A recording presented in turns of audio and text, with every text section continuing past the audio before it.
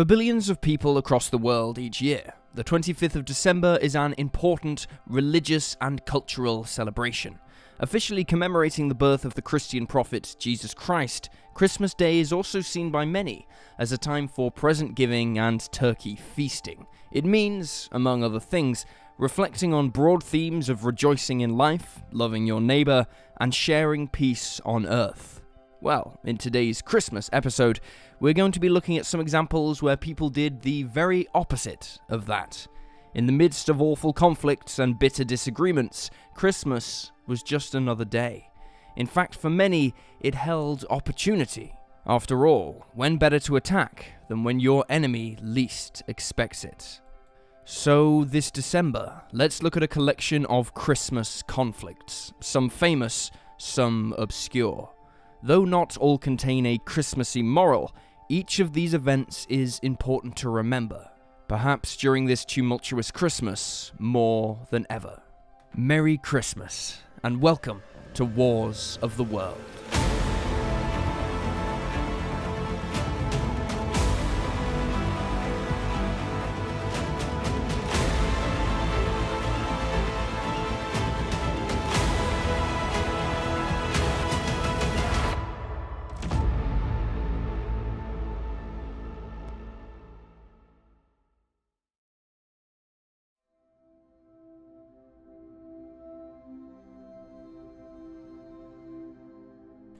In the dead of night, on the 25th of December 1776, the forces of the American Revolution achieved one of their most celebrated victories. Cold, demoralized, and desperately needing a victory, Washington had his troops cross the icy Delaware River during some severe winter weather. 2,800 of his 6,000-strong Continental Army force managed this, far less than what he had hoped for. However, it would prove to be enough. Washington would surprise some Hessians, a group of German mercenaries serving the British Crown, then garrisoned in Trenton town. Marching all night in the freezing rain, these soaked and shivering attackers reached their goal at daybreak. Surprising the Hessians, still drowsy from a day of revelry, the Continentals overpowered the enemy in a short but fierce skirmish. Capturing over 800 men, Washington and his army were victorious. Though small in numbers, this battle was important, boosting the morale of the force and inspiring others towards the cause of independence. The best Christmas present the Patriots could have asked for.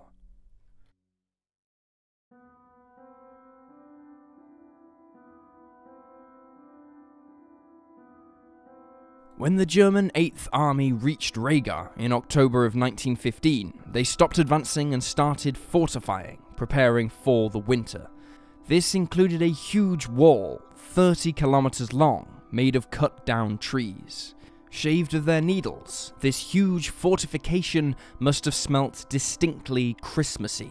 And in the winter of 1916, with the smell of fresh pine intoxicating German noses, the bite of December cold freezing the once impassable swamps, and the posted gifts from loved ones pouring in, the Latvian soldiers of the Russian Tsar sensed opportunity.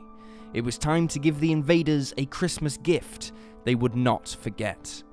Beginning on the 23rd of December, Latvian riflemen began their attack. Utilizing white winter camouflage and heavy snowstorms to cover their advance, this force cut through barbed wire barriers and breached the pine wall. To avoid detection from the patchy German forces, some men were forced to hold position for hours or even days. Frostbite and even death was known to occur. Bravery and stoicism were one of the few things not rationed out among the Latvians. Fighting began, with some 40,000 Russian and Latvian troops attacking 25,000 fortified Germans. This was the most intensive on Christmas Day itself. On the morning of December 25th, the 3rd and 7th Latvian Rifle Regiments, together with the 53rd Siberian Regiment, attacked a German fortification known as Machine Gun Hill. The hill turned from pristine white to bright red over the course of Christmas Day. The Latvians, Russians, and Germans alike suffered brutal losses, but after hours of fighting, the position was partially surrounded, forcing the Germans to retreat and having around 1,000 men captured. More fighting broke out in the frozen weeks to come, and in what is now known as the Christmas battles, some 10,000 Russians and Latvians would be killed in failed counterattacks by an ever more serious German resistance. The incredible German fortifications, which separated two armies for over a year, and the incredible sacrifices of men on both sides that led to its fall, are still remembered to this day.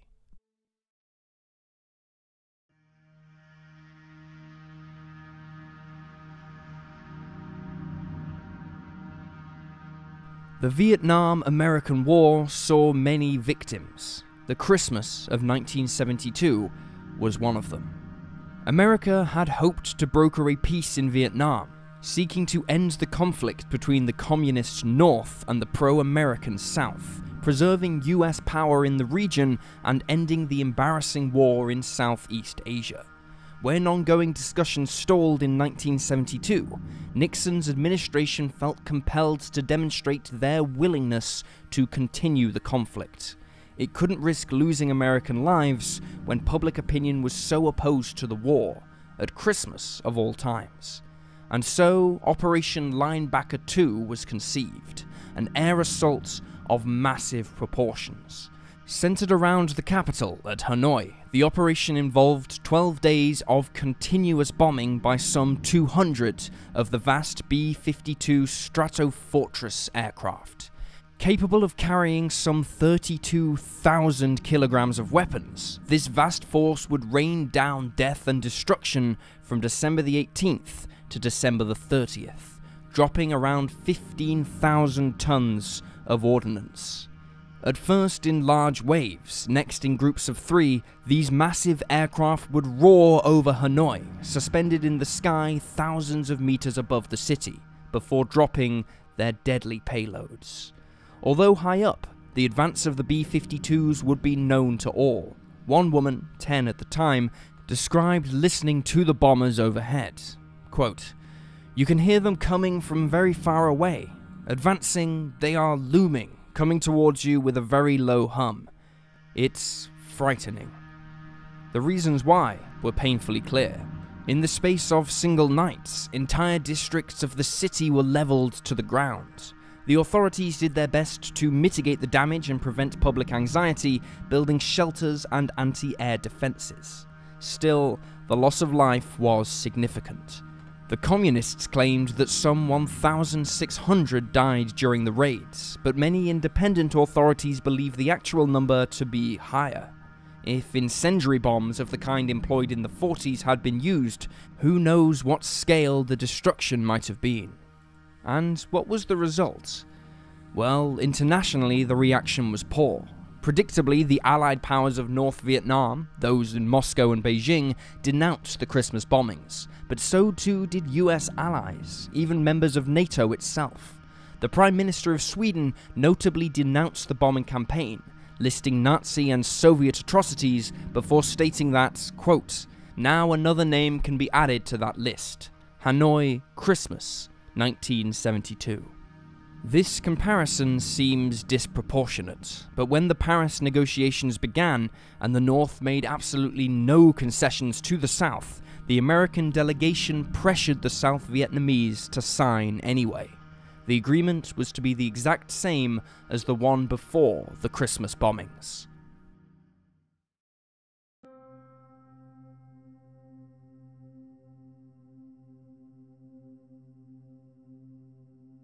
Known for its bright shopping districts, strung with lights, and Winterfest, an elaborate takeover of Statue Square complete with Christmas mascots, brass bands, and a towering Christmas tree, Christmas in Hong Kong is always a highly memorable affair.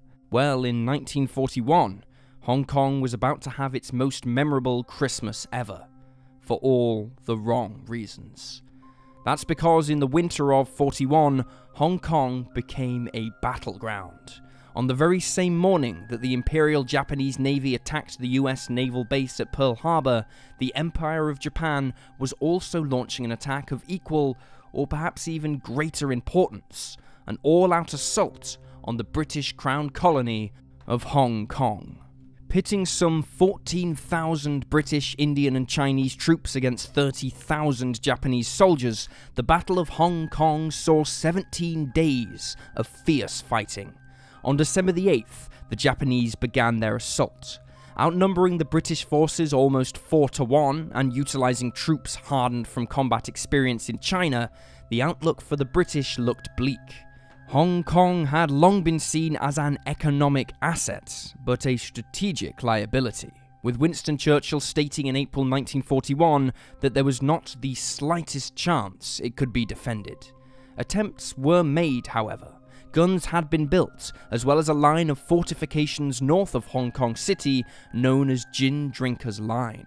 Still, by December the 11th, the assorted troops of the British Empire had fallen back to the city itself, retreating under sustained Japanese pressure. With aircraft and artillery bombing the vulnerable city day after day, the Japanese prepared to begin their final assault. On the night of December the 18th, 2 battalions landed on the northern part of the Hong Kong island, establishing a beachhead. Fierce fighting took place, involving bloody combat, with each street being fought over. By the afternoon of Christmas Day, the battle was decided. The Japanese held the north shore, the south side and the central hills of Hong Kong. Split up and pushed on all 3 fronts, the British finally agreed to surrender. After twice refusing to capitulate, Major General Maltby met the Japanese in the Peninsula Hotel, a grand building that still stands to this day. There, over a candle-lit meeting with Japanese officers, he signed a document, formally surrendering. That document, dated the 25th of December, formalized Japan's victory over the British in Hong Kong. This surrender would be forever known to the residents of Hong Kong as Black Christmas. Some 2,000 soldiers of the British Empire had been killed, with 10,000 now captured, whilst the Japanese suffered 2,000 casualties. But worse was to come. The Japanese would occupy Hong Kong for almost 4 years, and had little love for this free-trading, west-facing city. From 1941 to 1945, the population of Hong Kong went from 1.6 million to 600,000, as the Japanese sought to address resource scarcity and security concerns by deporting residents to mainland China. All of this began on December 25th, 1941. The Black Christmas. And there you have a collection of Christmas conflicts. 4 tragic tales of Christmas past. Thank you for watching. Please leave a comment down below with your own thoughts and reactions, and remember to like this video and subscribe to support the channel. Wherever you are, have a wonderful Christmas, and I'll see you next time.